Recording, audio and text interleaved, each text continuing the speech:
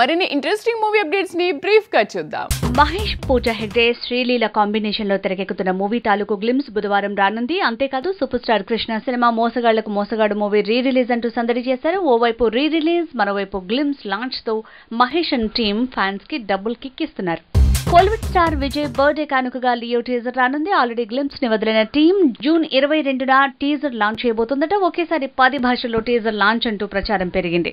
Adipurush team songs తో కిక్కిస్తోంది. Already 2 పాటల్ని release చేసి ప్రమోషన్ పెంచిన టీమ్ ఆల్బమ్ ని రిలీజ్ చేయబోతోంది. జూన్ 6న 5 పాటలున్న ఆదిపురుష్ ఆల్బమ్ రిలీజ్ చేయబోతున్నారు.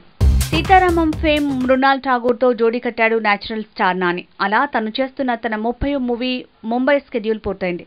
కొత్త షెడ్యూల్ హైదరాబాద్ లో షురూ కానుంది.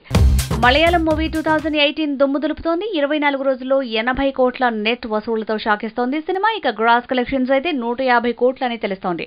జపాన్ మూవీ లాస్ట్ షెడ్యూల్ షురూ కానుంది. జూన్ 2 నుంచి చెన్నైలో లాస్ట్ షెడ్యూల్ తెరకెక్కబోతుంది. ఈ షెడ్యూల్లో కార్తీ బగ్గింగ్ జంప్ చేయబోతున్నాడట.